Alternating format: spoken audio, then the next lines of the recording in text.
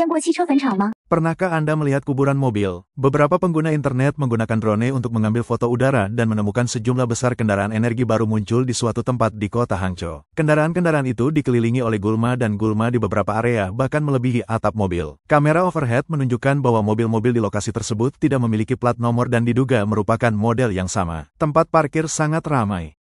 Penduduk sekitar mengatakan bahwa mobil-mobil ini telah diparkir selama lebih dari 2 tahun. Penanggung jawab jalan terkait menanggapi bahwa ini bukanlah mobil yang ditinggalkan. Ruang terbuka itu hanya digunakan sebagai tempat parkir. Mobil-mobil ini semuanya adalah mobil stok retail kehutanan setempat.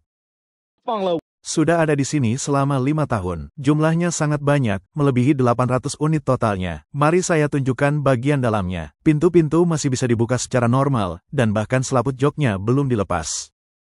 Apakah menurut Anda ini limbah industri? Bagaimanapun, ini adalah mobil mewah seharga $40.000. Anda mungkin mengatakan masa pakai baterainya tidak bagus, tetapi baterai 450 km tidak masalah. Mencari di Dongji, saya menemukan bahwa semua perusahaan mobil besar memiliki kuburan mobil seperti ini di mana mereka menumpuk mobil yang tidak terjual.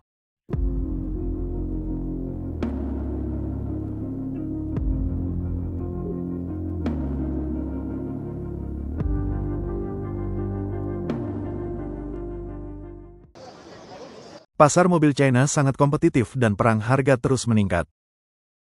BYD, pemimpin industri kendaraan listrik China, memimpin dalam memangkas harga dan perusahaan mobil domestik lainnya mengikuti, membawa seluruh industri ke keadaan di mana tidak ada yang bisa mendapatkan keuntungan. Dalam industri otomotif China yang sangat kompetitif, perusahaan-perusahaan mobil berusaha keras untuk merebut pangsa pasar dan segera menghabiskan stok. Dan pasar mobil bahkan telah menyaksikan kekacauan mobil bekas 0 km. Karena ekspansi cepat BYD dan rasio utang yang tinggi, beberapa komentator menyiratkan bahwa BYD adalah Evergrande, industri otomotif. Media daratan mengungkapkan bahwa dealer terbesar BYD di Provinsi Shandong, Grup Jiancheng, secara kolektif bangkrut karena rantai modal yang putus dengan lebih dari 20 dealer yang kabur, memengaruhi layanan after sales lebih dari 1.000 konsumen. Mari kita lihat apa yang terjadi pada BYD, perusahaan raksasa di industri otomotif China. Pada tanggal 22 Mei BYD secara tak terduga mengurangi harga total 22 model dalam seri jaringan dinasti dan jaringan lautnya dengan pengurangan berkisar dari $1.700 hingga $7.400. Ini adalah pemotongan harga ketiga BYD sejak akhir Maret, dan promosi ini adalah yang paling signifikan, menampilkan pengurangan besar yang telah mengejutkan para pesaingnya. Pemotongan harga BYD adalah gempa bumi epik dengan semua model turun tajam. Mobil yang dulunya seharga $42.000 turun menjadi $21.000. Yang $21.000 turun menjadi $14.000. Yang $17.000 langsung turun menjadi $10.000 dan beberapa model bahkan turun menjadi $7.000 dan semuanya adalah versi self-driving. Misalnya, Han dan Tang sekarang hanya dijual seharga $21.000. Song Plus langsung $13.000. Song Pro langsung $11.000 dan Kin L telah turun menjadi $12.000. Seal 06 adalah yang paling mengejutkan. Harganya langsung menjadi $10.000. Bisakah Anda percaya? Ada juga dua saudari, Dolphin dan Seagul. Salah satunya $7.000 dan yang lainnya $10.000 dan Anda bisa membawanya pulang langsung. Tampaknya jika BYD, perusahaan besar, ini menjadi cemas, dia benar-benar akan berani mengambil tindakan apapun. Menghadapi perang harga yang dilancarkan oleh BYD, perusahaan mobil lain telah mengikuti, seperti Geely Galaxy dan SICGM, yang juga telah meluncurkan promosi pengurangan harga subsidi waktu terbatas. Di banyak kota di China, sejumlah besar kendaraan energi baru yang terbengkalai telah muncul, membentuk apa yang dikenal sebagai pemakaman kendaraan listrik dengan ribuan kendaraan energi baru diparkir di sana. Analis percaya bahwa alasan persaingan internal yang sengit dari perusahaan mobil China adalah karena kebijakan subsidi pemerintah Partai Komunis China untuk kendaraan energi baru dalam beberapa tahun terakhir telah menyebabkan sejumlah besar perusahaan memasuki pasar sehingga mengakibatkan kelebihan kapasitas dan saturasi pasar. Profesor Xie Tian dari University of South Carolina mengatakan kepada media luar negeri bahwa pengembangan kendaraan listrik di China adalah cara, lompatan besar, dan hasilnya adalah persaingan yang brutal. Dia berkata, industri kendaraan listrik China pada waktu itu memiliki lebih dari 200 pabrik kendaraan listrik yang dibangun secara terburu-buru, dan masalah teknologi, keamanan, dan kualitas tidak terselesaikan. Mereka bergegas berperang karena perusahaan mobil ingin memanfaatkan subsidi negara Partai Komunis China. Hasil dari lonjakan gaya lompatan besar seperti itu pasti mengakibatkan persaingan yang sengit, sangat sengit, dan sebenarnya sangat kejam. Sayang, saya dengar Biyadi baru-baru ini melakukan pemotongan harga skala besar. Begini, pertarungan di antara industri otomotif saat ini telah memanas. Di permukaan, tampaknya semua orang tenang. Namun pada kenyataannya, hampir semua mobil bertarung dengan bayonet di belakang layar dan mereka hampir berasap. Biyadi memotong harga dan perusahaan mobil lain mengikuti. Biyadi melihat bahwa perusahaan mobil lain memiliki harga yang lebih rendah untuk mengejar dan kemudian Biyadi mengikuti untuk terus memotong. Mobil lain melihat ini dan segera mengikuti. Sekarang siklusnya seperti itu. Bagaimanapun, semua perusahaan mobil bergabung dalam pertarungan. Apakah ada keuntungan jika terus seperti ini? Tidak realistis untuk membicarakan keuntungan sekarang. Tujuan perang harga adalah memakan lebih banyak pangsa pasar terlebih dahulu. Semakin banyak pangsa pasar yang Anda makan, semakin besar kekuatan harga yang Anda miliki. Dengan kekuatan harga, kerugian sebelumnya dapat ditutup nanti. Dan semakin tinggi volume penjualan, semakin rendah biaya produksi mobil. Persaingan pasar sangat kejam. 10 tahun yang lalu, sejumlah besar perusahaan China bergegas masuk ke industri manufaktur kendaraan listrik. Pada saat itu, media PKC mengagungkan kekuatan ini sebagai kekuatan baru dalam pembuatan mobil. 10 tahun kemudian, konsekuensinya telah muncul. Pada awal tahun ini, Li Shufu, ketua GI, mengutuk Biyadi karena secara sederhana dan kasar memotong harga dan persaingan internal yang tak ada habisnya, yang hanya akan menghasilkan pemotongan biaya dan produk murahan yang merugikan seluruh industri. Wei Qianjun, ketua Great Wall Motors, mengatakan dalam sebuah wawancara beberapa hari yang lalu bahwa Evergrande di industri otomotif sudah ada, tetapi belum runtuh. Dia mengatakan bahwa rasio utang Biyadi lebih dari 70%, yang telah lama tidak mampu membayar utang, dan semua tindakannya hanya untuk meningkatkan nilai pasar. Di permukaan, pemotongan harga bagus untuk konsumen. Tapi apakah benar begitu? Ada beberapa risiko. Pertama, bagi pembeli mobil, mungkin ada risiko ditipu. Mobil baru sekarang dirilis sangat cepat dan mobil menjadi semakin seperti ponsel. Yang disebut pembelian awal untuk menikmati lebih awal, pembelian akhir untuk menikmati diskon. Setelah Anda membeli mobil, harganya turun secara signifikan setelah 2 bulan. Kemana Anda bisa mencari keadilan? Banyak orang memperjuangkan hak-hak mereka, tetapi sedikit yang berhasil. Kedua, ada risiko keamanan. Dengan pengurangan harga yang tajam seperti itu, biayanya pasti berkurang. Wei Qianjun mempertanyakan ini, mengatakan bahwa jika produk industri sebesar itu dikurangi menjadi $14.000, bisakah kualitasnya masih dijamin? Bagaimana menurut Anda? Akhirnya, ada risiko layanan. Beberapa kekuatan pembuat mobil baru sudah bangkrut. Mari saya hitung untuk Anda. Ji, Kaohe, Hongqi, dan Necha dikatakan akan segera bangkrut. Saya suka Kaohe, tetapi tidak ada yang melayaninya. Jika perusahaan bangkrut, siapa yang akan memperbaiki dan merawat mobil Anda? Blogger mengatakan bahwa jika Biyadi memotong harga lagi, banyak orang tidak akan berani membeli mobil mereka karena semua orang akan berharap harga turun lagi.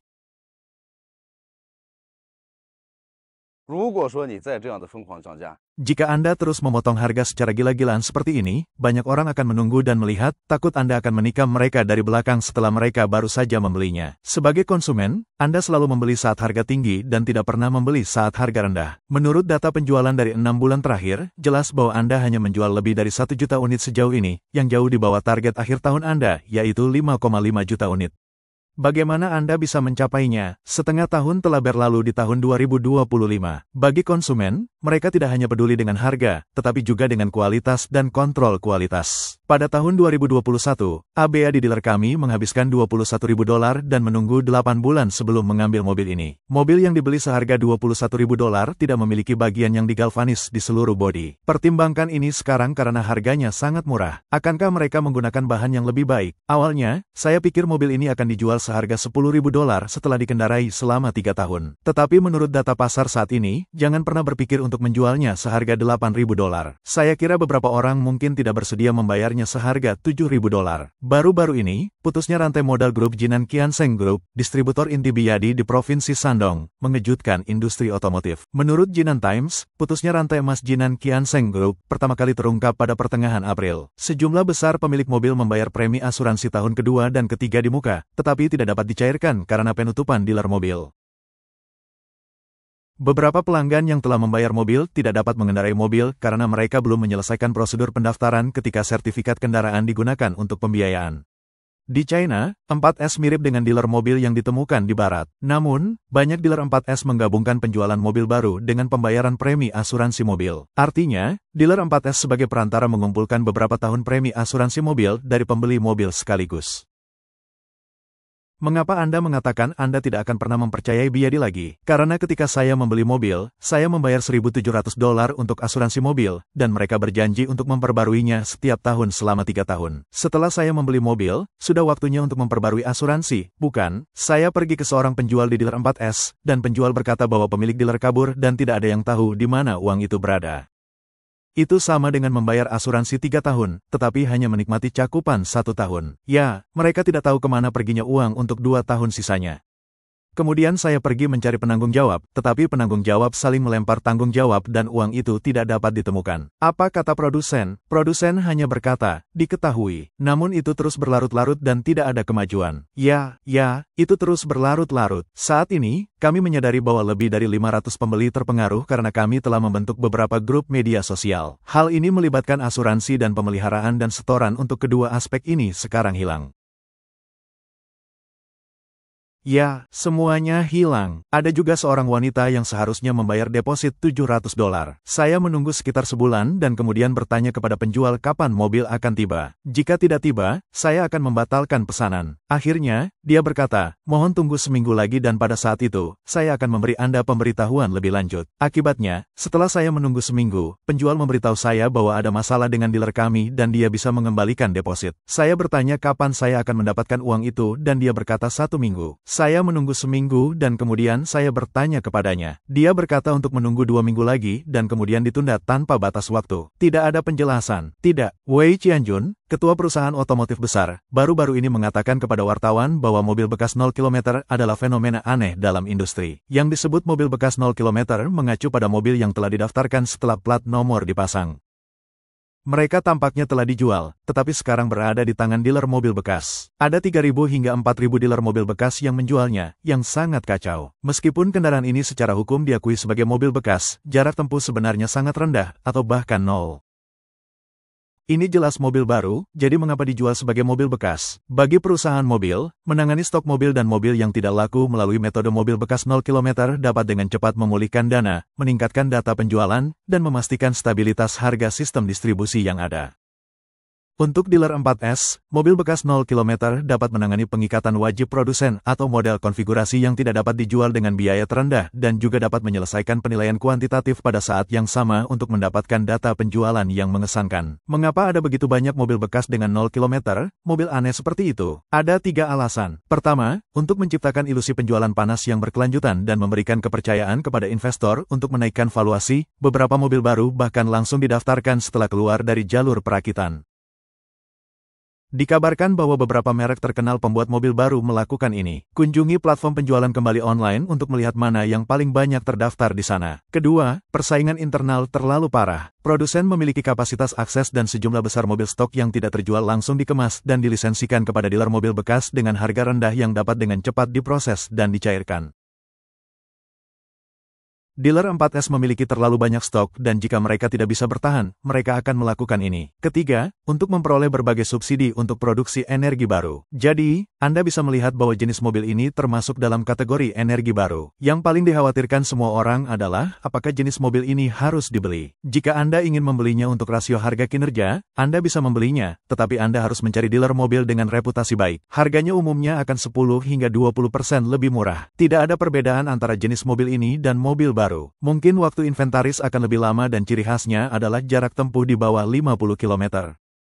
Perbedaannya adalah pajaknya telah dibayar dan plat nomornya telah didaftarkan. Jika Anda mengendarainya selama 2 tahun dan kemudian menjualnya, itu akan memengaruhi tingkat retensi nilai. Jika garansinya belum kedaluarsa, Anda juga dapat menikmati garansi pabrikan. Namun Anda harus mencatat bahwa banyak kendaraan energi baru hanya menawarkan garansi kepada pemilik pertamanya. Dalam kasus seperti itu, membeli mobil bekas Anda mungkin tidak sebanding dengan kerugiannya. Saat membeli mobil jenis ini, Anda juga harus berhati-hati. Jangan tertipu oleh dealer mobil yang tidak jujur.